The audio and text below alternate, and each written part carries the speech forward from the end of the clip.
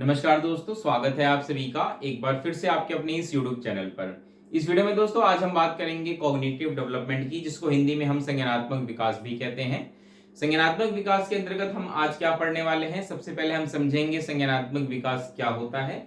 उसके बाद हम जो कुछ महत्वपूर्ण कंसेप्ट जो पियाजे द्वारा दिए गए थे, जैसे कि schema, schemes, adaptation, assimilation, accommodation, egocentrism, object permanence, conservation, ये कुछ ऐसे महत्वपूर्ण कंसेप्ट्स हैं जो हम आज समझने की कोशिश करेंगे। लेकिन कॉग्निटिव डेवलपमेंट सिर्फ इतना नहीं है, इसमें हम तीन महत्वपूर्ण थ्योरीज को भी पढ़ेंगे, जो कि पियाजे की कॉग्निटिव डेवलपमेंट थ्योरी है, ब्रूनर की कॉग्निटिव डेवलपमेंट थ्योरी और लेव वाइगोस्की की कॉग्निटिव डेवलपमेंट थ्योरी, जिसको कि सोशल कल्चरल थ्योरी भी कहते हैं। हालांकि ये सारी थ्योरीज हम इस वीडियो में कवर नहीं कर पाएंगे, क्योंकि जो हम कंसेप्ट पढ़ने वाले हैं ये बहुत ही इंपॉर्टेंट कंसेप्ट हैं और इनको समझने में ही हमारी आज की वीडियोस पूरी रहने वाली है। चलिए बिना किसी टाइम वेस्ट किए आज की वीडियो की शुरुआत करते हैं और सबसे पहले हम समझने की कोशिश करते हैं कि कॉग्निटिव का बेसिक मतलब क्या होता है। पहले हम बात करते हैं कॉग्निटिव को हिंदी में हम बोलते हैं संज्ञान या संज्ञानात्मक, शब्द अक्सर आप सुनेंगे,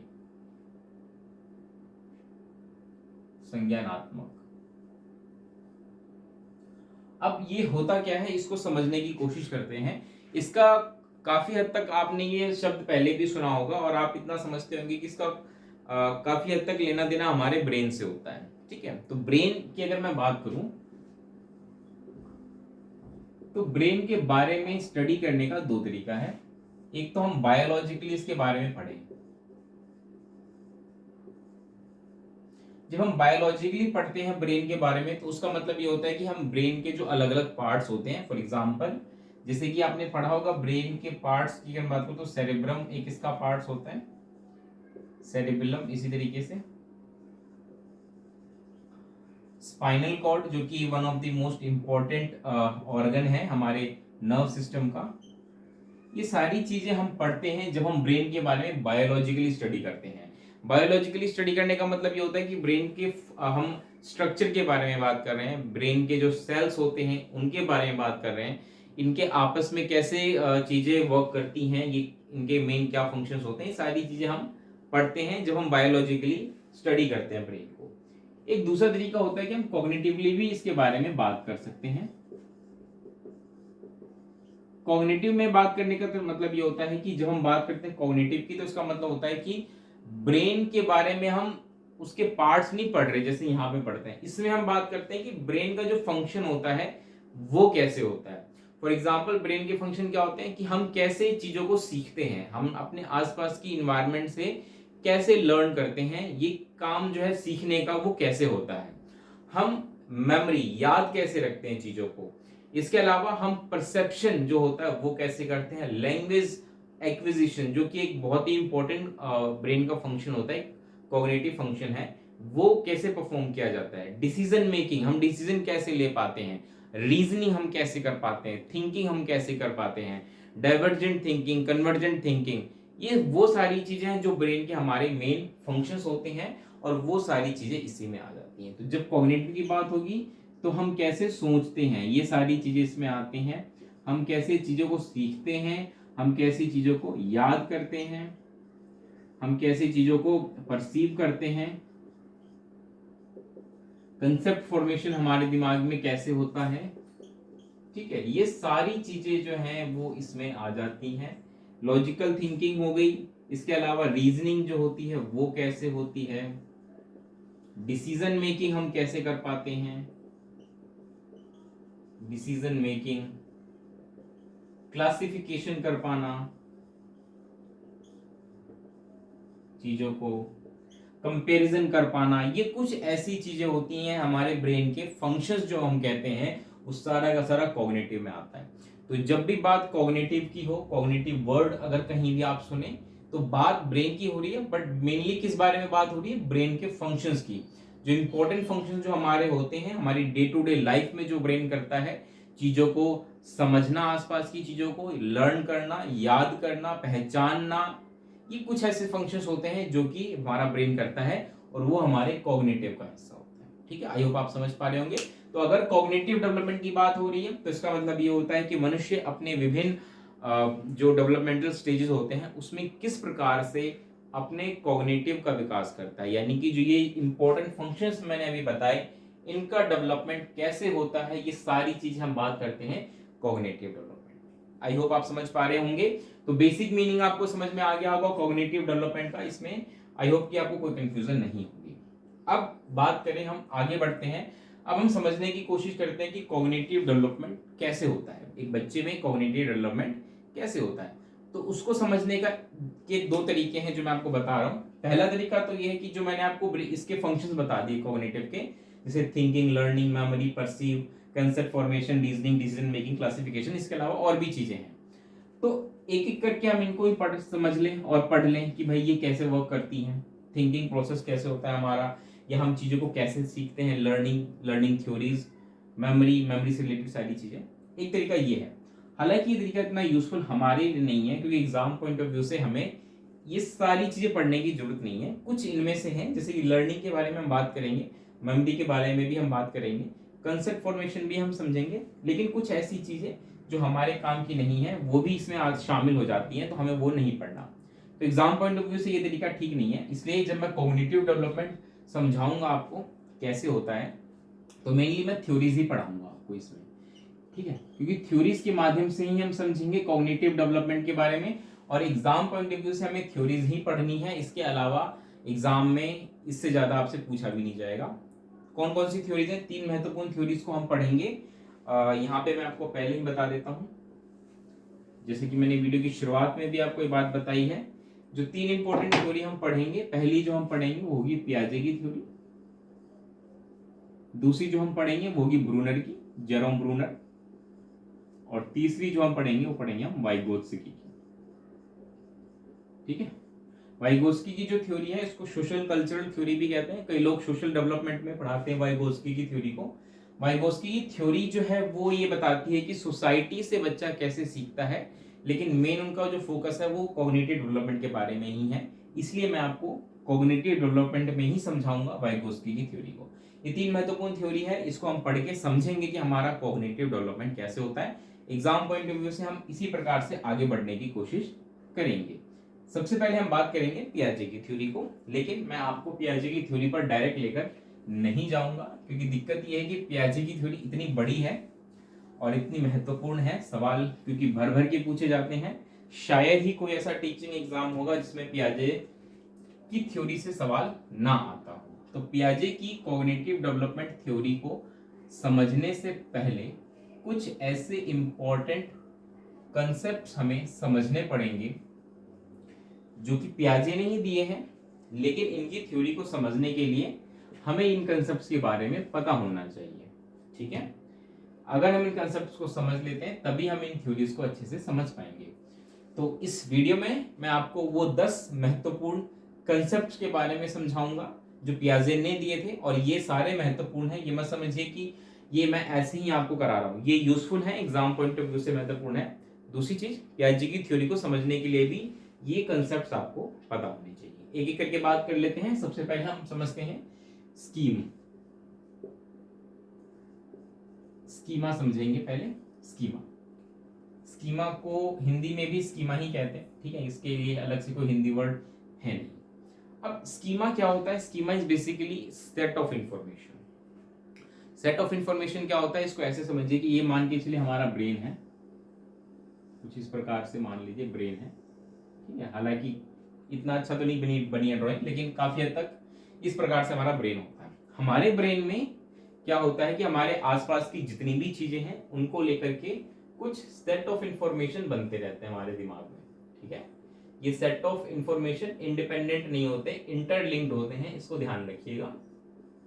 ये बायोलॉजिकली मैं आपको नहीं पढ़ा रहा हूं, तो इसलिए ऐसा ना हो कि आप इसको सोचे कि ये कुछ हमारे दिमाग का स्ट्रक्चर है। ये ऐसा कोई स्ट्रक्चर नहीं है, ये मैं बस आपको समझाने के लिए बता रहा हूं कि हमारे दिमाग में कुछ सेट ऑफ इंफॉर्मेशन होते हैं हर एक चीजों को लेके, हमारे आसपास की चीजों को लेकर, ठीक है। इस सेट ऑफ इंफॉर्मेशन को ही स्कीमा कहा है, यानी कि हमारे ब्रेन में, हमारे दिमाग में बहुत सारे स्कीमा है। कैसे, इसको समझते हैं। फॉर एग्जाम्पल, अपने आसपास का कोई भी ऑब्जेक्ट ले लीजिए, जैसे कि अगर मैं बात करूं पेड़ की, एक बच्चा पेड़ को देखता है पहली बार, तो सबसे पहला जो सेट ऑफ इंफॉर्मेशन उसके दिमाग में आता है वो तो इमेज ही होती है इसकी, ठीक है। इसकी जो इमेज है ये एक तरीके से अपने आप में एक सेट ऑफ इंफॉर्मेशन है। जब बच्चा पहली बार पेड़ को देखेगा तो ऑटोमेटिक उसको पता चलेगा कि एक सेट ऑफ इंफॉर्मेशन इमेज के रूप में उसके दिमाग में आ जाएगी, चाहे वो पेड़ सामने उसको कहीं दिखे या टीवी में, किताबों में, कहीं भी देखे। दूसरा सेट ऑफ इंफॉर्मेशन तब होता है जब हम बच्चों को पेड़ों के बारे में बताते हैं या बच्चा कहीं से उसको पढ़ता है या सुनता है। तो सेट ऑफ इंफॉर्मेशन क्या हो सकता है कि पेड़ हमें क्या देते हैं, फल देते हैं, ठीक है, पेड़ हमें ऑक्सीजन देते हैं। इसी प्रकार से और भी चीजें हैं जो कि पेड़ों के बारे में बच्चे को हम बताते हैं, तो वो उसके सेट ऑफ इंफॉर्मेशन के रूप में जो कि पेड़ से रिलेटेड है उसके दिमाग में स्टोर होती हैं। और ये जो सेट ऑफ इंफॉर्मेशन है इसको कहा जाता है स्कीमा। इसी प्रकार से मान के चलिए बच्चे ने कभी काऊ देखा, तो काऊ को लेकर भी कुछ सेट ऑफ इंफॉर्मेशन बच्चे के दिमाग में आ जाता है। पहला तो उसकी इमेज जो होती है वो अपने आप में एक सेट ऑफ इंफॉर्मेशन होती है। गाय को देखा तो उसकी इमेज उसके दिमाग में छप गई, वो एक सेट ऑफ इंफॉर्मेशन है। इसके अलावा और क्या सेट ऑफ इंफॉर्मेशन उसके दिमाग में आ सकता है काऊ को लेकर, कि भाई उसके 4 पैर होते हैं। ये हम बच्चों को बता भी सकते हैं, ऐसा नहीं कि बच्चा देख के ही सारी चीजें समझता है। जब उसके बड़े उसके माता पिता या उसके यार दोस्त उसको समझाते हैं तो भी उसके दिमाग में बहुत सारे सेट ऑफ इंफॉर्मेशन आते हैं। 4 पैर होते हैं, गाय जो है वो दूध देती है, गाय की एक पूंछ होती है, ना। तो इस प्रकार से कुछ सेट ऑफ इंफॉर्मेशन काऊ को लेकर के उस बच्चे के दिमाग में आ जाते हैं। यही सेट ऑफ इंफॉर्मेशन क्या कहलाते हैं, स्कीमा कहलाते हैं। ये पियाजे द्वारा दिया गया कंसेप्ट है, ठीक है।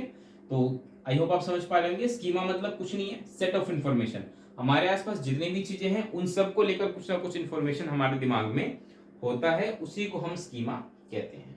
अब सवाल उठता है कि जब बच्चा जन्म लेता है तो क्या उसमें कोई स्कीमा होता है, तो इसका जवाब है यस। उस वक्त भी बच्चे में स्कीमा होता है, उस वक्त बच्चे में सकिंग स्कीमा होता है।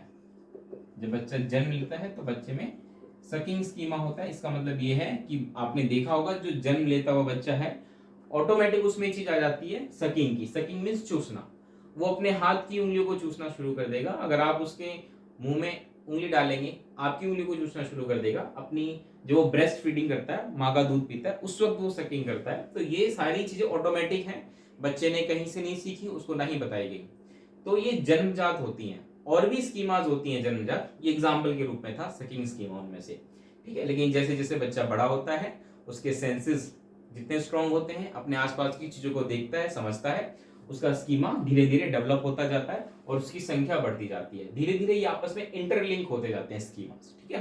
तो ये कंसेप्ट दिया गया था पियाजे द्वारा। आई होप आप समझ पा रहे होंगे स्कीमा।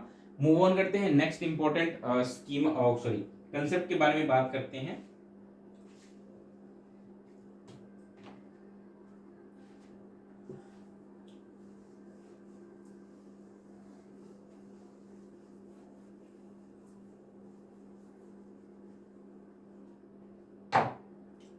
एक दूसरा जो इंपॉर्टेंट कंसेप्ट है वो काफी हद तक स्कीमा जैसा लगता है लेकिन स्कीमा जैसा नहीं है। इसको बोलते हैं schemes. This is not schema, this is schemes, ठीक है। तो कंफ्यूज नहीं होना है, स्कीमा अलग चीज है, जो मैंने आपको अभी जस्ट समझाया था वो स्कीमा था और ये स्कीम्स है, ठीक है। स्कीमा स्कीम्स अलग अलग कंसेप्ट है। स्कीम्स को समझते हैं। स्कीम्स का मतलब होता है सेट ऑफ बिहेवियर, ठीक है, set of behaviour, set of behaviour. और स्कीमा क्या होता है, schema is set of information, ठीक है।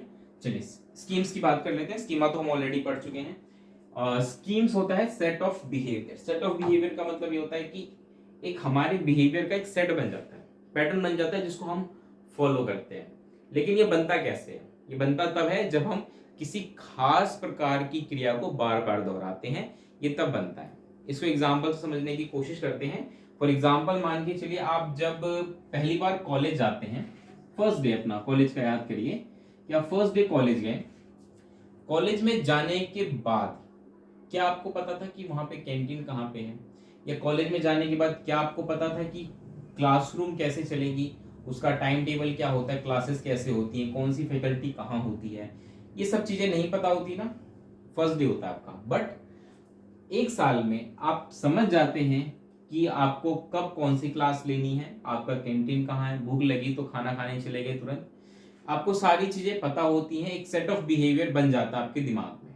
ठीक है, इसको मैं और अच्छे से समझाता हूँ। अक्सर जो लोग डेली, सभी लोग सुबह कुछ ना कुछ अपनी जीविका के लिए घर से बाहर निकलते हैं, कुछ ऑफिस जाते हैं, कुछ का अपना काम है। तो हर एक व्यक्ति जो काम पे जाता है, अपने ऑफिस जाता है, तो ऑफिस जाने से पहले एक सेट ऑफ बिहेवियर वो फॉलो करता है। सुबह जल्दी उठना, तैयार होना, नहा धो के नाश्ता करना, अपना बैग लेना, उसके बाद ऑफिस के लिए निकलना। तो एक सेट ऑफ बिहेवियर है जो डेली वो व्यक्ति दोहरा रहा है, और उस वक्त क्या है, वो एक तरीके से स्कीम्स बन जाता है। ठीक है, आई होप आप समझ पा रहे होंगे। दूसरा, जब बच्चा स्कूल जाता है, स्कूल जाने से पहले भी बच्चा क्या है, स्कूल जाने से पहले एक सेट ऑफ बिहेवियर फॉलो करता है। हर एक बच्चा सुबह उठना, नहाना धोना, तैयार होना, नाश्ता करना, बैग पैक करना, अपनी किताबें रखना, बैग लेना, और उसके बाद बस में बैठ के स्कूल जाना या पैदल जाना, जो भी तरीका है। तो ये क्या है, ये भी एक सेट ऑफ बिहेवियर है जो बच्चा फॉलो कर रहा है।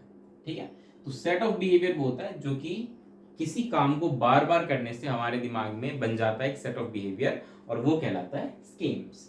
जब कोई काम पहली बार हमारे सामने आता है, फॉर एग्जाम्पल मान लीजिए आप फर्स्ट टाइम किसी रेस्टोरेंट में खाना खाने जा रहे हैं, तो जब आप किसी रेस्टोरेंट में खाना खाने जाएंगे, तो क्या आपको पता होगा कि वहां पे आपको कैसे जाके ऑर्डर देना है? क्या आपको मेन्यू पता होगा वहां का? आपको पता होगा कि भाई काउंटर कहाँ पे है, कैसे बिलिंग होगी? नहीं पता होगा। बट एक बार अगर आप उस रेस्टोरेंट में चले गए और उसके बाद बार बार आप जाना शुरू कर दें, तो अगले 10-12 बार जब आप वहां पे खाना खा चुके होंगे, तो आपको ये भी पता होगा कि वहां का खाना कौन सा अच्छा है। ठीक है, बट कहने का मतलब ये है कि एक सेट ऑफ बिहेवियर आप वहां पे फॉलो करना शुरू कर देंगे, तो यही सेट ऑफ बिहेवियर क्या कहलाता है, स्कीम्स कहलाता है। ठीक है, तो बिल्कुल भी कंफ्यूज नहीं है, स्कीम और स्कीम्स में दोनों में डिफरेंस है। चलिए मूव ऑन करते हैं नेक्स्ट इंपॉर्टेंट कंसेप्ट पे, और ये ध्यान रखिएगा बहुत ही कंफ्यूजिंग कंसेप्ट है, इसलिए ध्यान से इसको समझने की कोशिश करिए। मैं कोशिश करूंगा कि जितना आसान हो सके एक कंसेप्ट मैं आपको समझा सकूं। ठीक है, चलिए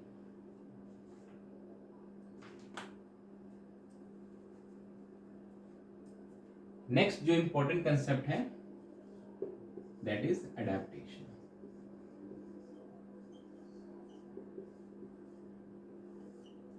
अडेप्टेशन क्या होता है? अडेप्टेशन होता है कि जब कोई बच्चा किसी नई इंफॉर्मेशन को, अपने आसपास की नई इंफॉर्मेशन को अपने अंदर एडजस्ट करने की कोशिश करता है, या एक तरीके से कह लीजिए कि अडेप्टेशन एक ऐसा तरीका होता है जिसके द्वारा बच्चा अपने आसपास के इन्वायरमेंट में एडजस्ट करने की कोशिश करता है। इसको एक एग्जांपल से समझने की कोशिश करते हैं कि मान के चलिए कि एक बच्चा है जो कभी स्कूल नहीं गया। अब स्कूल जाने के बाद जब वो पहले दिन स्कूल जाता है, तो वहां जाने के बाद उसको बहुत सारी नई नई चीजें पता चलती हैं स्कूल के बारे में। ठीक है, अब स्कूल के बारे में नई नई चीजें पता चलती है, डेली कुछ ना कुछ टीचर्स उसको बताती रहती है, उसकी इन्फॉर्मेशन क्या है, बढ़ती जा रही है। तो अपने आसपास की चीजों को वो देख करके, या उसको जब बताया जा रहा है, तो वो अपने आसपास की चीजों के बारे में समझ पा रहा है। ठीक है, तो ये एक प्रोसेस होता है एडेप्टेशन का, जिसमें हम क्या करते हैं, अपने आसपास के एनवायरनमेंट में खुद को एडजस्ट करने की कोशिश करते हैं। Adjust in the sense cognitively adjust करना, क्योंकि हम अपने आसपास के एनवायरनमेंट को समझने की कोशिश कर रहे हैं। ठीक है, तो adaptation is the ability to adjust in the environment. ठीक है, आई होप आप समझ पा रहे होंगे। तो एनवायरनमेंट में एडजस्ट होना इतना भी आसान नहीं होता है, इसके लिए इसके अंदर दो और प्रोसेस शामिल होते हैं, ध्यान रखिएगा। जब हम एडेप्टेशन पढ़ रहे हैं तो दो महत्वपूर्ण कंसेप्ट हैं जिनको हमें समझना पड़ेगा। एक होता है एसिमिलेशन,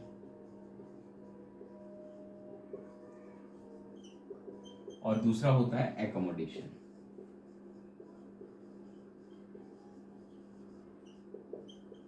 ठीक है, एक होता है एसिमिलेशन, एक होता है एकोमोडेशन।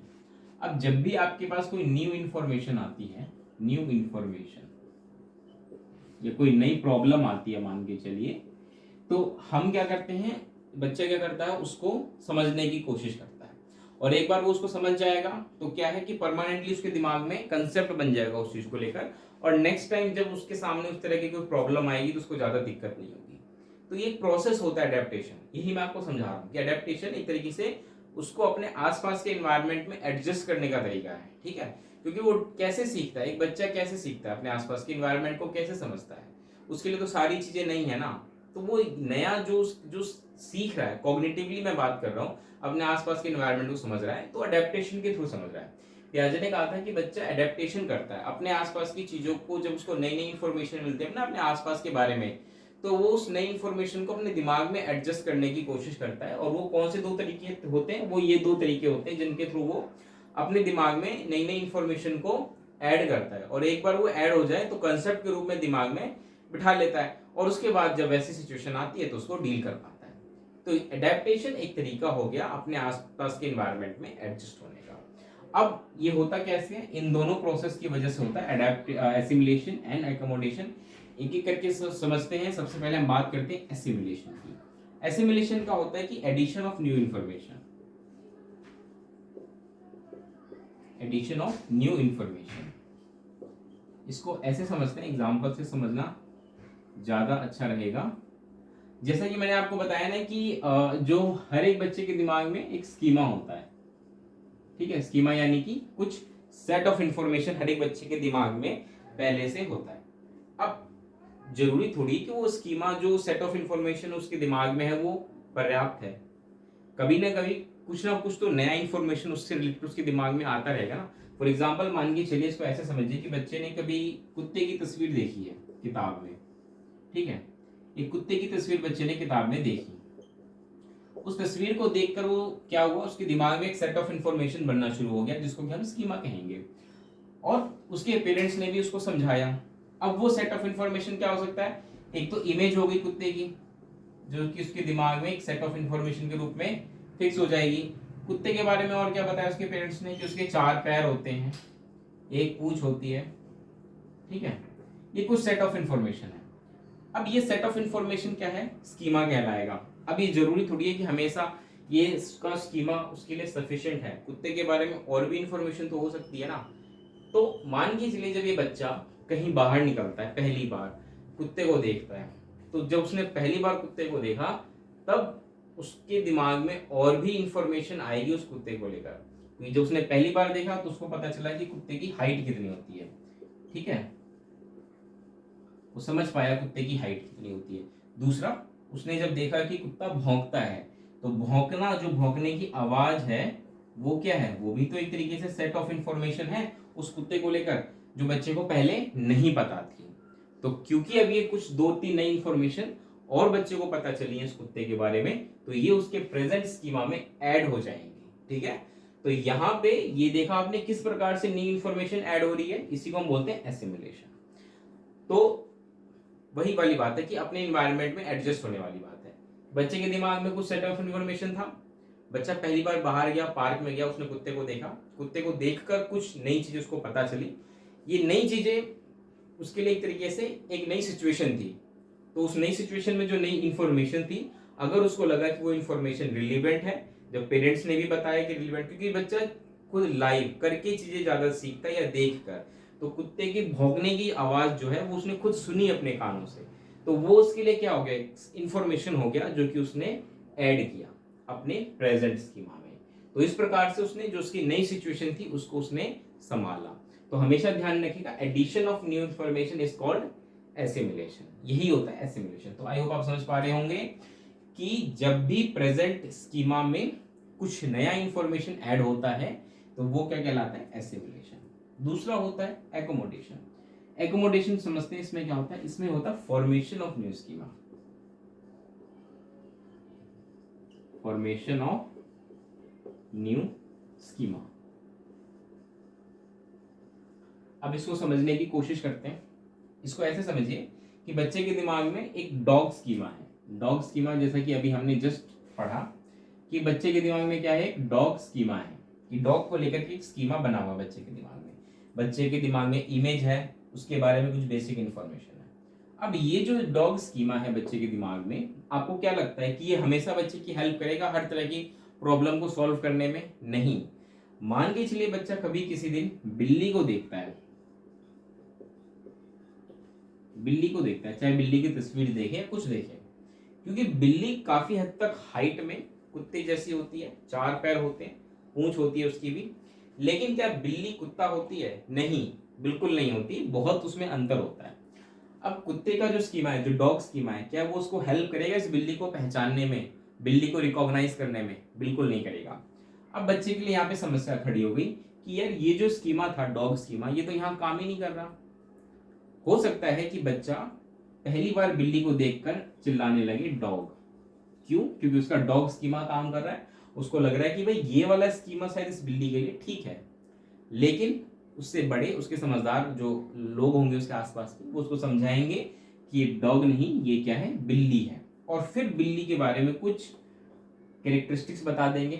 पहला तो बिल्ली को देखकर ही समझ में आ जाएगा। जब हम, जैसे हमने बच्चे को कहा कि ये डॉग नहीं बिल्ली है, तो ये कहते ही बच्चा समझ जाएगा कि ये कोई अलग जानवर है और इसके लिए एक नया उसको स्कीमा बनाना पड़ेगा अपने दिमाग में।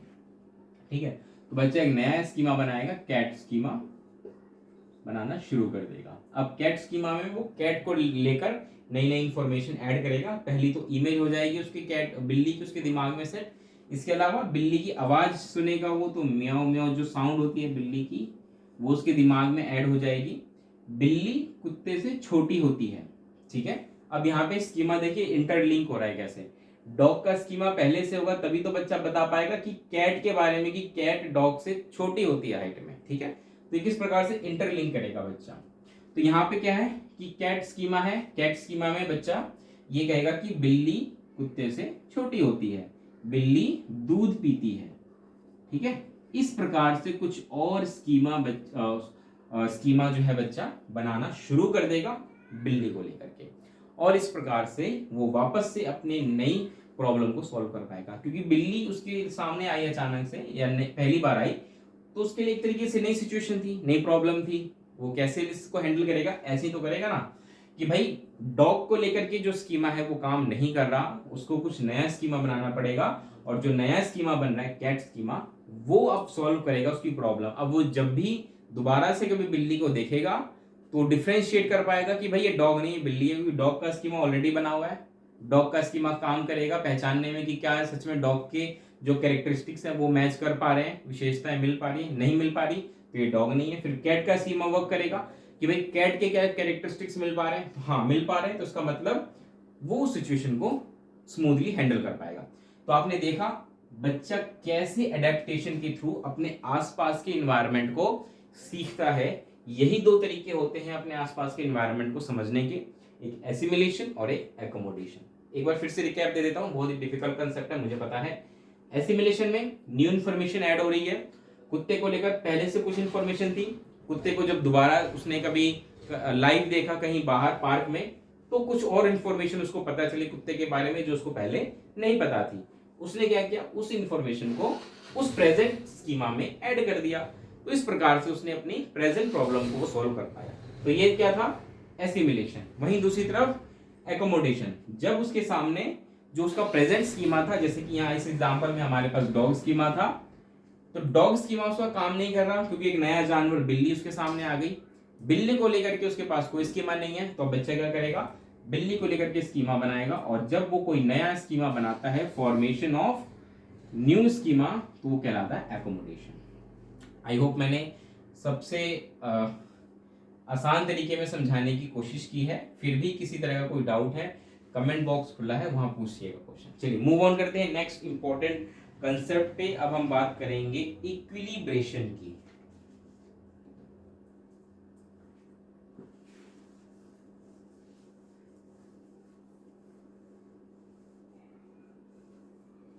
इक्विलिब्रेशन की हम बात करेंगे।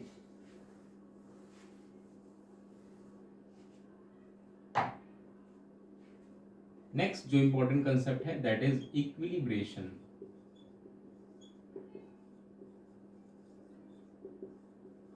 इक्विलिब्रेशन का मतलब आप समझ पा रहे होंगे कि संतुलन की बात हो रही है। अब संतुलन मतलब क्या, किसी चीज का तो संतुलन होगा। यहाँ पे संतुलन का मतलब है दिमागी संतुलन। थोड़ा सा मैंने शब्द सही इस्तेमाल नहीं किया, दिमागी संतुलन नहीं, संज्ञानात्मक संतुलन की बात हो रही है। थोड़ा सा मैंने हास्यात्मक तरीके से बात कहने की कोशिश की थी। यहाँ पे इक्विलिब्रेशन का जो कंसेप्ट दिया गया था पियाजे द्वारा, उसमें यह कहा गया था कि कैसे बच्चा जब अडेप्टेशन करता है, तो अडेप्टेशन एक प्रोसेस होता है लर्निंग का, मतलब लर्निंग का प्रोसेस का पार्ट होता है अडेप्टेशन। लर्निंग कैसे होती है, लर्निंग एक प्रोसेस होती है जो कि इक्विलिब्रेशन के स्टेट में होने के बाद डिसइक्विलिब्रियम आता है और वापस से इक्विलिब्रेशन की स्टेट को प्राप्त करने के लिए एडेप्टेशन होता है। कोई बात नहीं, एक यहाँ पे मैं डायग्राम के थ्रू समझाने की कोशिश करता हूँ आपको, बिल्कुल भी परेशान होने की ज़रूरत नहीं है। इसको ऐसे समझने की कोशिश करिए कि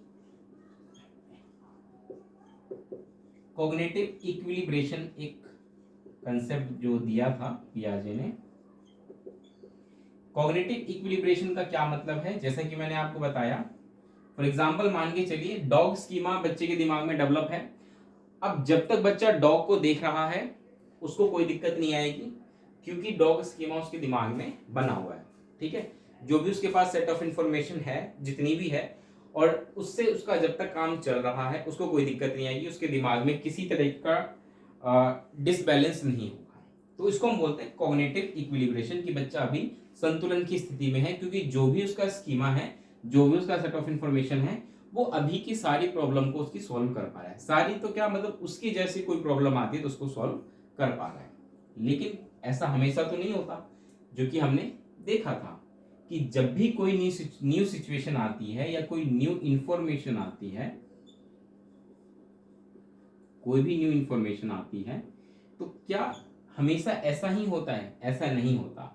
फिर क्या क्रिएट होता है? फिर क्रिएट होता है कॉग्निटिव डिसइक्विलिब्रियम।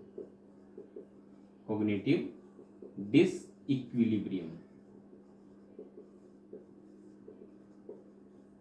ठीक है, कि जब भी बच्चे के सामने कोई नई इंफॉर्मेशन आएगी तो क्या पैदा होगा? कॉग्निटिव डिसइक्विलिब्रियम पैदा होगा। कैसे होगा इसको, जैसा कि अभी हमने पढ़ा भी था, वापस से थोड़े वही एग्जांपल लेते हैं कि डॉग का स्कीमा बच्चे के दिमाग में पहले से है। जब तक डॉग से रिलेटेड कोई चीज उसके सामने, डॉग ही आता है बार बार, तो ज्यादा दिक्कत नहीं होगी। लेकिन उसके सामने किसी दिन डॉग की जगह बिल्ली आ जाए, पहली बार देखे बच्चा, तो बच्चे के लिए तो वो नई इंफॉर्मेशन होगी, नई चीज हो गई। बच्चे के दिमाग में क्या क्रिएट होगा? Cognitive disequilibrium. अब बच्चा यहाँ पे असंतुलन की स्थिति में आएगा, क्योंकि बच्चा सोचेगा कि यार ये नया जानवर है कोई, या हो सकता है कि वो गलती कर दे, डॉग समझ ले तो डॉग कहकर उसको पुकारने लगे, तो वो गलत है।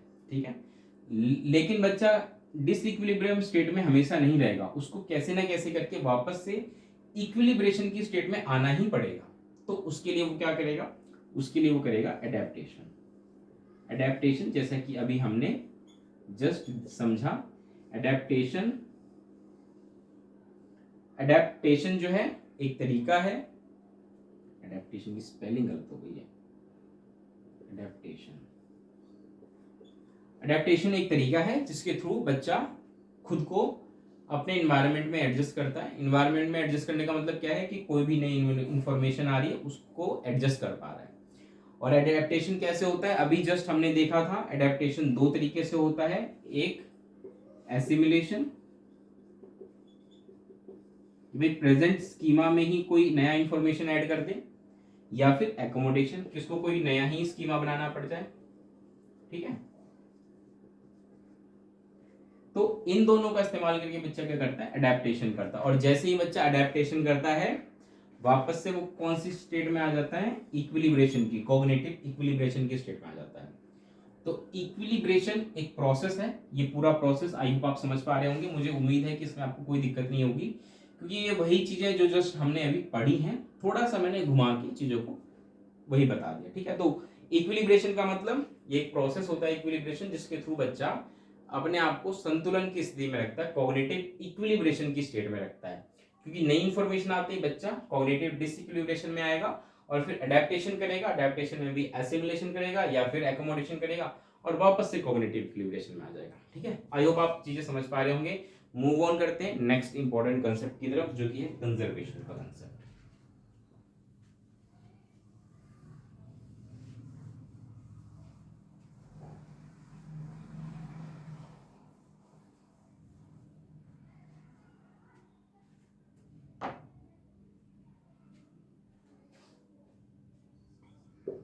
कंजर्वेशन, कंजर्वेशन का कंसेप्ट क्या होता है? कंजर्वेशन का कंसेप्ट जो होता है वो ये कहता है कि अगर हम बच्चे के सामने मान के चलिए कि किसी वस्तु को तोड़ मड़ोड़ कर, घुमा फिरा के पेश कर दें, इस प्रकार से पेश करें कि वो चीज की मात्रा तो है वो समान है, क्वांटिटी सेम है, लेकिन उसके आकार में परिवर्तन हो गया, उसके रूप में परिवर्तन हो गया। तो बच्चा नहीं समझ पाता कि वो क्योंकि मात्रा बराबर है तो अभी भी वो बराबर मात्रा है, उसको लगता है आकार में परिवर्तन होने से उस वस्तु की मात्रा में भी परिवर्तन आ गया। मुझे पता है आप नहीं समझ पाए होंगे, उदाहरण से आप बेहतर तरीके से समझेंगे। इसको एक एग्जाम्पल से समझने की कोशिश करते हैं। मान के चलिए कि आप बच्चे के सामने एक एक्सपेरिमेंट करेंगे। मान के चलिए आप करके भी देखिएगा, बच्चे का आप जब आप सुनेंगे तो आपको खुद समझ में आएगा कि कंजर्वेशन का कंसेप्ट क्या होता है। आप बच्चे के सामने 2 बर्तन ले लीजिए, ठीक है। बर्तन कुछ ऐसे होने चाहिए कि एक और जो दूसरा बर्तन है वो अलग अलग आकार के हों, ऐसा ना हो कि एक ही जैसे हो। आकार में क्या फर्क हो सकता है कि एक कम चौड़ा, दूसरा ज्यादा चौड़ा। ए और बी ये 2 बर्तन है, ठीक है। इस प्रकार से बना देता हूं, फिर लगेगा ये बर्तन। आप बच्चे के सामने इसमें पानी डालेंगे, ध्यान रहे पानी बराबर मात्रा में होगी, ऐसा नहीं है कि फर्क होगा उसमें, ठीक है। उसके लिए आप क्या कर सकते हैं कि आपने इसमें मान के चलिए इतना पानी भर दिया, ये पानी है इसमें, ठीक है। और इतना ही पानी बच्चे को दिखाकर इतना ही पानी आप इसमें भी डाल देंगे। तो इतना पानी जब आप इसमें डालेंगे तो ये पानी इसमें आ जाएगा। अब क्योंकि आप समझदार हैं, आप और हम समझदार हैं, हम ये बात समझते हैं कि ये बर्तन ज्यादा चौड़ा है, ये बर्तन कम चौड़ा है। हमें ये भी पता है कि पानी की मात्रा बराबर है। फॉर एग्जाम्पल मान के चलिए कि इसमें मैंने अगर 1 लीटर पानी डाला है और इसमें भी 1 लीटर पानी डाला है, ठीक है। पानी की मात्रा समान है, फर्क क्या है बर्तन की चौड़ाई का, ये कम चौड़ा है, ये ज्यादा चौड़ा है। आप और हम समझदार हैं, हम इस बात को समझते हैं क्योंकि ये बर्तन ज्यादा चौड़ा है, इसमें पानी का लेवल कम होगा, इसमें पानी का लेवल हमें ज्यादा दिखेगा, लेकिन मात्रा तो समान है ना। एक छोटा बच्चा इस बात को नहीं समझ पाता। यही मैं आपको समझाना चाह रहा था कि जब हम बच्चों के सामने किसी वस्तु को, किसी चीज को तोड़ मरोड़ के मतलब घुमा फिरा के पेश करने की कोशिश करें इस प्रकार से कि मात्रा तो समान है वस्तु की, लेकिन उसके आकार में परिवर्तन आ जा रहा है। अब यहाँ पे कैसे परिवर्तन आ रहा है आकार में, इसके लेवल को देखिए। बच्चा जब इन दोनों वस्तुओं को देखेगा ना तो वो हमेशा कहेगा कि इसमें पानी ज्यादा है, इसमें कम है, इसमें कम है और इसमें ज्यादा है। ऐसा क्यों कहेगा? हालांकि आपने बच्चे को ये बात बोल दी, दिखा भी दी कि बेटा इसमें बराबर पानी डाल रहा हूं मैं, देख लो, लेकिन वो आपकी बात को नकारते हुए ये देखेगा कि भाई इसमें पानी का लेवल कम दिख रहा है, इसमें लेवल ज्यादा दिख रहा है, तो इसका मतलब इसमें ज्यादा पानी है, इसमें कम पानी है। तो एक बच्चा जब इसको देखेगा तो वो यही कहेगा इसमें पानी ज्यादा है, इसमें पानी कम है। कहने का मतलब ये है कि जो उस बच्चे में कंजर्वेशन का कंसेप्ट डेवलप नहीं है। कंजर्वेशन का कंसेप्ट डेवलप होने का मतलब ये है कि अगर हम किसी वस्तु के आकार में परिवर्तन कर दें, ठीक है, उसके रूप में परिवर्तन कर दें, तो इससे इस वस्तु की मात्रा में, क्वांटिटी में, इसके वॉल्यूम में कोई फर्क नहीं पड़ता। ये समझ अगर किसी में विकसित हो जाती है तो इसका मतलब उसमें कंजर्वेशन का कंसेप्ट आ गया है, और अगर ये समझ विकसित नहीं होती उसका मतलब उसमें कंजर्वेशन का कंसेप्ट अभी डेवलप नहीं हुआ है। एक छोटा बच्चा जो कि प्री ऑपरेशनल स्टेज में होता है, या यूं कह लीजिए कि 7 साल से छोटा है, ठीक है, 7 साल से छोटा है एक बच्चा, तो ये जो बच्चा है इसमें कंजर्वेशन का कंसेप्ट डेवलप नहीं होगा। 7 साल से बड़े व्यक्ति में, जो कि पियाजे के अनुसार कंक्रीट ऑपरेशनल स्टेज होती है, मुझे पता है आपको अभी ये समझ में नहीं आ रहा होगा कंक्रीट ऑपरेशनल स्टेज, लेकिन मैं जब थ्योरी पढ़ाऊंगा पियाजे की तब आप आसानी से समझ जाएंगे। पियाजे ने कहा था कि 7 से 12 साल की जो एज होती है वो कंक्रीट ऑपरेशनल स्टेज कहलाती है। इस स्टेज में बच्चे में कंजर्वेशन का कंसेप्ट डेवलप हो जाता है, ठीक है। इसको दूसरे एग्जांपल से मैं समझाता हूं, तब आपको चीजें और अच्छे से समझ में आएंगी। आप ये चीज करके देखिएगा, मैंने कर रखा है प्रैक्टिकली आपके साथ भी होगा। अगर आप बच्चों के साथ करेंगे तो आपको पता चलेगा रिजल्ट। आप बच्चों के ना सामने 2 ऑफर रखिए। फॉर एग्जाम्पल पहला ऑफर इस प्रकार से रखिए कि ये एक चॉकलेट है, इसी आकार के दूसरे एक चॉकलेट को ले लीजिए। आकार ध्यान है सेम है दोनों का, दोनों में कोई अंतर नहीं है। ये बात मैं आपको बता रहा हूँ कि दोनों चॉकलेट समान आकार के हैं। बच्चे के सामने 2 ऑफर रखना है। पहले ऑफर में आप बच्चे को इस आकार का एक पूरा चॉकलेट दे रहे हैं। दूसरे ऑफर में क्या है कि चॉकलेट का आकार तो सेम है, लेकिन आपने इसको तोड़ दिया, बीच से 2 हिस्से कर दिए। अब यहाँ पे मैंने पहले ही कहा था कि चॉकलेट जो है बराबर साइज सेम है, यहाँ पे ये चॉकलेट पूरा है, यहाँ पे इसके 2 हिस्से हो गए हैं। क्योंकि बच्चा 7 साल से अगर छोटा है, उसमें कंजर्वेशन का कंसेप्ट नहीं है, बच्चे को लगेगा ये ज़्यादा है। क्यों? क्योंकि उसको 2 यूनिट्स दिख रही है, क्वांटिटी उसको यहाँ पे ज़्यादा लग रही है। वहीं जो बच्चा 7 साल से बड़ा है, उसको ये महसूस होगा, उसको महसूस क्या, वो समझेगा कि भाई ये और ये बराबर है, उसको इससे कोई फर्क नहीं पड़ेगा, वो किसी भी चॉकलेट को एक्सेप्ट कर लेगा, किसी भी ऑफर को एक्सेप्ट कर लेगा। लेकिन जो बच्चा छोटा है, जिसको अभी समझ नहीं है कंजर्वेशन की, उसको लगेगा कि भाई ये ज़्यादा है, इसलिए वो इस वाले ऑफर को एक्सेप्ट करेगा। तो यहाँ पर ये एग्जाम्पल है कंजर्वेशन का, जहाँ पे बच्चे को इस बात की समझ नहीं होती कि हम अगर किसी चीज के आकार में परिवर्तन करते हैं तो उससे उसकी मात्रा में कोई फर्क नहीं पड़ता। ठीक है, चलिए मूव ऑन करते हैं नेक्स्ट कंसेप्ट पे।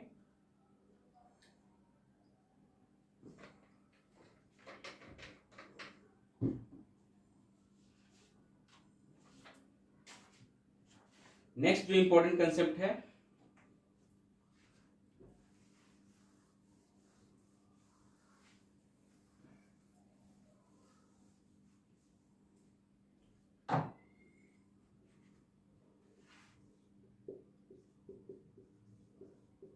ईगोसेंट्रिज्म। अब इसके आगे के जितने भी मैं कंसेप्ट बताऊंगा ये ज्यादा टफ नहीं है, बहुत ही छोटे छोटे कंसेप्ट है, फटाफट ही हम समझ जाएंगे। ईगोसेंट्रिज्म का मतलब ये होता है कि जब बच्चा खुद को सेंटर में रख के सोचता है, मतलब उसके सोचने का तरीका क्या होता है कि वो इस दुनिया का केंद्र है। उसको ऐसा लगता है कि सारी चीजें उससे जुड़ी हैं, उसके लिए हैं, उससे संबंधित हैं। इसको हम बोलते हैं ईगोसेंट्रिज्म। ठीक है, शब्द से भी आपको समझ में आ रहा होगा, ईगोसेंट्रिज्म। इसको अगर हम कुछ एग्जाम्पल से समझेंगे तो ज्यादा बेहतर हमें समझ में आएगा। फॉर एग्जाम्पल मान के चलिए, आपने देखा होगा अक्सर ऐसे बच्चे ये सोचते हैं कि भाई जो उसके माता पिता हैं वो सिर्फ उसी के माता पिता है। हालांकि उसका अगर कोई भाई बहन भी है तो उसको इससे कोई फर्क नहीं पड़ता, उसको लगता है कि उसके माता पिता सिर्फ उसी के माता पिता है और किसी के नहीं है।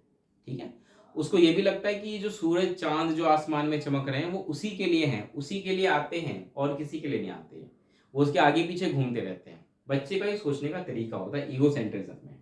ठीक है, ईगोसेंट्रिज्म जो कंसेप्ट है, ध्यान रखिएगा, ये ऐसा नहीं है कि बचपन मतलब कोई व्यक्ति अगर चाइल्डहुड एज में है तभी रहेगा, ये कई बार लाइफ स्पैन भी होती है, पूरे जीवन भर भी रहती है। ठीक है, फर्क क्या होता है?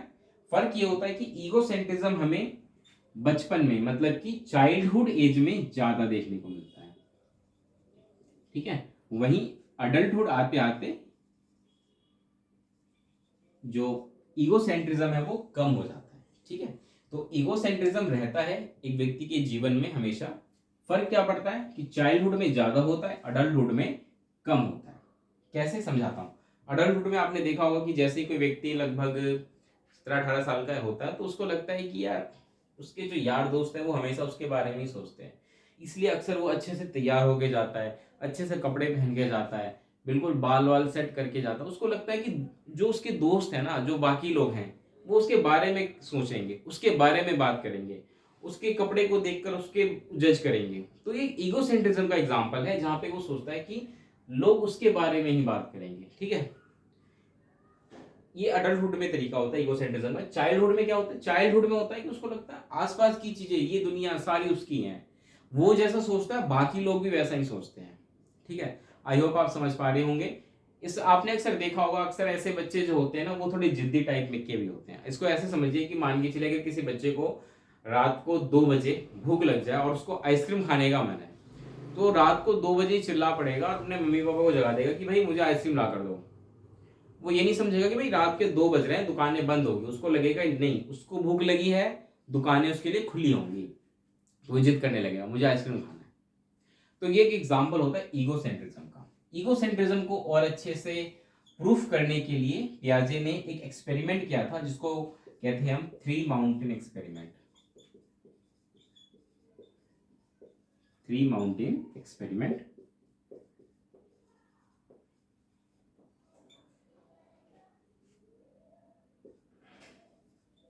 अब इसमें इन्होंने क्या किया था,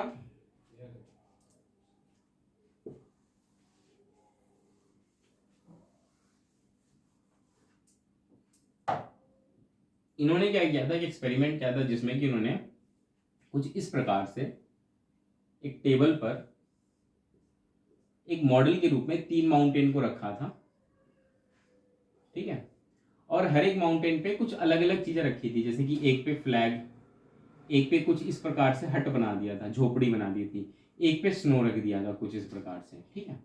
अब इस टेबल के एक तरफ, इस टेबल के एक तरफ एक डॉल थी, ठीक है, ध्यान रखिएगा ये डॉल है, और दूसरी तरफ एक बच्चे को बिठा दिया। ये एक बच्चा है। अब आप ये सोचिए कि मतलब इस बच्चे को, इस डॉल को तो देखना ही था, साथ के साथ इस माउंटेन को भी ऑब्जर्व करना था। अब क्या होता है कि बच्चे के सामने कुछ तस्वीरें रखी जाती हैं जो कि इसी से रिलेटेड होती हैं, इसी माउंटेन की अलग अलग एंगल से ली हुई तस्वीरें होती हैं, ठीक है। बच्चे से पूछा जाता है कि बताओ इस गुड़िया को, फॉर एग्जाम्पल ये जो है माउंटेन वो कैसा दिख रहा होगा, या ये कैसा दिख रहा है, मतलब कोई भी एक माउंटेन सिलेक्ट करके पूछा जाता है कि इस डॉल को ये कैसा दिख रहा होगा। बच्चा इन तस्वीरों में से सिलेक्ट करता है कि उसको किस प्रकार का दिखेगा, और जो रिजल्ट होते हैं, जो निष्कर्ष निकल के आता है, उसमें यह पाया जाता है कि बच्चा अक्सर उन्हीं तस्वीरों को सिलेक्ट करता है जो ये दर्शाता है कि बच्चे का क्या नजरिया है इस माउंटेन को देखने का। मतलब बच्चा जिस एंगल से, जिस पॉइंट ऑफ व्यू से इस माउंटेन को देख रहा है, उसको लगता है कि ये डॉल भी उसी प्रकार से इस माउंटेन को देख रही है। तो यहाँ पे ये 3 माउंटेन एक्सपेरिमेंट किया गया था, जिसके द्वारा इस बात को साबित किया गया कि बच्चे में सोचने का नजरिया, सोचने का तरीका क्या होता है कि वो खुद को सेंटर में रखता है, उसको लगता है कि मैं जैसे सोच रहा हूं बाकी लोग भी उसी प्रकार से सोचे। तो ये ईगोसेंट्रिज्म का एक एग्जांपल है, ठीक है। आई होप आप समझ पाए होंगे। चलिए मूव ऑन करते हैं, नेक्स्ट इंपॉर्टेंट कंसेप्ट समझने की कोशिश करते हैं।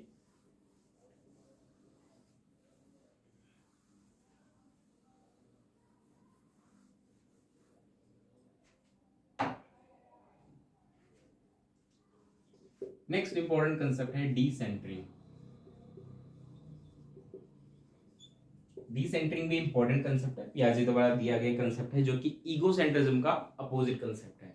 ईगोसेंट्रिज्म में हमने क्या देखा कि बच्चा खुद को सेंटर में रख के सोचता है, उसे लगता है कि मैं जैसे सोच रहा हूं बाकी लोग भी वैसे सोच रहे हैं।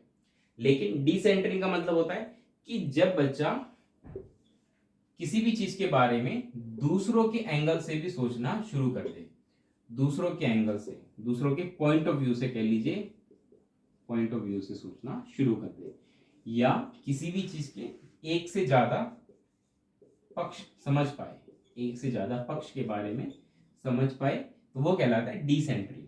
एक तरीके से ये आप कह लीजिए कि ऑब्जेक्टिवली सोचना होता है, या डाइवर्जेंट थिंकिंग का एक तरीके से शुरुआत होती है डीसेंट्रिंग में। क्योंकि डीसेंट्रिंग में क्या कर रहा है बच्चा, किसी चीज के बारे में अलग अलग तरीके से सोच पा रहा है, सिर्फ अपने आप को सेंटर में रख के नहीं सोच रहा, वो दूसरों के पॉइंट ऑफ व्यू से भी समझ पा रहा है कि भाई ये चीज ऐसे भी हो सकती है उनके हिसाब से, या किसी और के हिसाब से। जनरली हमें कंक्रीट ऑपरेशनल स्टेज में हमें देखने को मिलता है कि किसी बच्चे में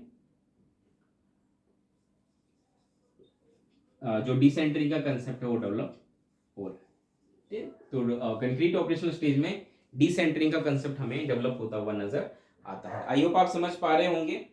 चलिए आगे मूव ऑन करते हैं। नेक्स्ट इंपॉर्टेंट कंसेप्ट है, ये छोटे छोटे कंसेप्ट है, मैंने जैसा कि आपको बताया था। अब 2-3 कंसेप्ट और हैं, उसको समझ लेते हैं, उसके बाद जो आज की वीडियो है, जो ऑब्जेक्टिव है हमारा आज का, वो कंप्लीट हो जाएगा। नेक्स्ट जो इंपॉर्टेंट कंसेप्ट है वो है ऑब्जेक्ट परमानेंस। इसको समझ लीजिए, बहुत इंपॉर्टेंट कंसेप्ट है, बहुत अमेजिंग कंसेप्ट है, जो कि पियाजे ने बताया था। ऑब्जेक्ट परमानेंस का मतलब क्या है कि कोई भी वस्तु अगर मेरे सामने है, फॉर एग्जाम्पल ये मार्कर अभी यहां पर है, तो क्या मैं अपनी आंखें बंद कर लूंगा तो ये मार्कर मेरे इस दुनिया में ही नहीं रहेगी? ऐसा नहीं है। कहने का मतलब ये है कि ये मार्कर है, या कोई भी फॉर एग्जाम्पल XYZ कोई भी वस्तु है, मैं मतलब ऐसा नहीं है कि जब तक मैं उसे देख पा रहा हूं तब तक वो इस दुनिया में एग्जिस्ट करती है। मैं कहीं भी रहूं, ये वस्तु ऐसे ही तो रहेगी जब तक इसको कोई छेड़े ना या कुछ करे ना। ये वस्तु ऐसी कैसी रहेगी, मतलब इस दुनिया में एग्जिस्ट करेगी। इसी को कहते हैं ऑब्जेक्ट परमानेंस, कि किसी वस्तु का अस्तित्व हमेशा बना रहता है। एक छोटे बच्चे में खासकर जो बच्चा 9 महीने का होता है, 9 महीने के बच्चे में अगर कोई बच्चा 9 महीने से कम का है ना, तो उस बच्चे में ये समझ नहीं होती कि कोई वस्तु जो है उसका अस्तित्व हमेशा बना रहता है। वो सोचता है कि वो वस्तु तब तक इस दुनिया में है जब तक उसके सामने है, जैसे ही उसकी नजरों से हटेगी वो वस्तु इस दुनिया में है ही नहीं। ऐसा बच्चा जो 9 महीने से कम का होता है वो ऐसे सोचता है, ठीक है। लेकिन जैसे ही बच्चा 9 महीने से ज्यादा का होता है, 10 महीने 11 महीने का होता है, उसको ये समझ आ जाती है कि वस्तु उसके सामने हो या ना हो, उसका अस्तित्व हमेशा बना रहता है। इसको ऐसे समझने की कोशिश करिए कि अगर कोई छोटा बच्चा 9 महीने से कम का है, आप उसके साथ खेलेंगे तो आप पाएंगे खेलते खेलते, मान के चलिए अगर वो किसी टॉय से खेल रहा है तो उसके सामने से वो टॉय हटा लीजिए, आप छुपा लीजिए अपने पीछे। बच्चा उसको खोजने की भी कोशिश नहीं करेगा। अगर बच्चा 9 महीने से कम का है, 6-7 महीने का है, वो उसको ढूंढने की भी कोशिश नहीं करेगा और ना उसको सोच के रोएगा उसके बारे में। उसको कोई फर्क नहीं पड़ेगा, वो अपना इधर उधर ध्यान लगा लेगा। ऐसा क्यों हुआ? क्योंकि जब तक वो वस्तु उसकी नजरों के सामने थी, वो उसको लग रहा था उसका अस्तित्व है। जैसे ही वो उसके नजरों के सामने से हटी, उसको लगा ये वस्तु है ही नहीं इस दुनिया में।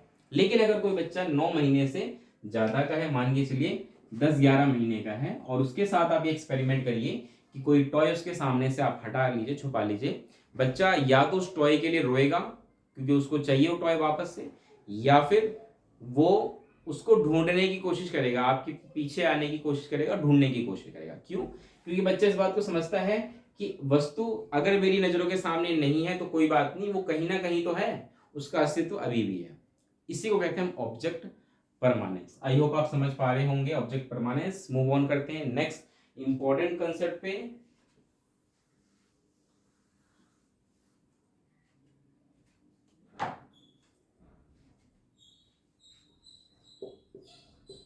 That is animism.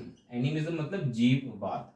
अब इसका मतलब क्या होता है? इसका मतलब ये होता है कि जब मुझे ये लगे, मुझे तो क्या, बच्चों को लगता है, ऐसे छोटे बच्चों को, कि कोई वस्तु एक जीवित वस्तु है, ठीक है। कोई वस्तु क्या है? जीवित वस्तु है, इंसान की तरह उसमें भी जान होती है, वो भी चलती है, सांस लेती है, उसको भूख लगती है। जब बच्चा ऐसा सोचता है तो उसको हम बोलते हैं एनिमिज्म। अब आप देखिए, अक्सर आप पाएंगे कि जो बच्चे 7 साल से कम उम्र के होते हैं, क्योंकि कंक्रीट ऑपरेशनल स्टेज में, कंक्रीट ऑपरेशनल स्टेज में बच्चे में एनिमिज्म वाला जो कंसेप्ट है वो खत्म हो जाता है। बच्चा समझ पाता है कि नहीं, चीजें जो होती हैं, ऑब्जेक्ट जो होती है, वो नॉन लिविंग होती है। लेकिन उससे पहले, मतलब 7 साल से अगर कोई छोटा बच्चा है तो उसमें एनिमिज्म होता है, उसमें जीववाद होता है। उसको लगता है कि उसके आसपास की चीजों में जान है। इसको हम ऐसे समझिए, जैसे मान के चलिए कि कोई बच्चा जब टॉय के साथ खेलता है, फॉर एग्जाम्पल जैसे डॉल के साथ खेल रहा है, गुड़िया के साथ कोई बच्चा खेल रहा है, तो आपने देखा होगा ना, अक्सर छोटे बच्चे क्या करते हैं, उनको लगता है कि भाई गुड़िया को भूख लगी है तो उसको खाना खिलाने की कोशिश करेंगे, उसको कपड़े पहनाने की कोशिश करेंगे, उसको सुलाने की कोशिश करेंगे। ऐसा क्यों करेंगे बच्चे? क्योंकि बच्चा देखता है कि उसकी मदर उसके साथ ऐसा कर रही है, उसको भूख लगने पे खाना खिलाती है, उसको कपड़े पहनाती है, उसको सुलाती है। तो बच्चा सोचता है कि शायद जो उसके पास गुड़िया है उसको भी इन सारी चीज़ों की ज़रूरत है, उसको भी भूख लगती है, उसको भी कपड़े पहनाने होते हैं, उसको भी सुलाना होता है। और इसीलिए बच्चा क्या करता है, उस गुड़िया के साथ बिल्कुल वैसा ही व्यवहार करता है। और ये दर्शाता है कि बच्चा अभी भी एनिमिज्म वाली स्टेज में है, बच्चे के दिमाग में अभी भी ये है कि शायद इस गुड़िया में जान है, ठीक है। लेकिन जैसे जैसे बच्चा कंक्रीट ऑपरेशनल स्टेज में आता है, 7 साल से बड़ा होता है, उसमें ये कंसेप्ट खत्म होने लगता है। अब वो समझता है कि नहीं, ये सिर्फ एक वस्तु है, ठीक है। आई होप आप समझ पा रहे होंगे एनिमिज्म का कंसेप्ट। चलिए मूव ऑन करते हैं next and the last important concept of this lecture,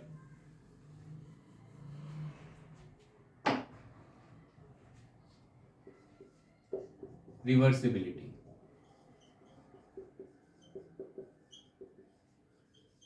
reversibility, reversibility मतलब पलटावी, हिंदी में कहते हैं इसको पलटावी। पलटावी मतलब पलट देना, उल्टा कर देना।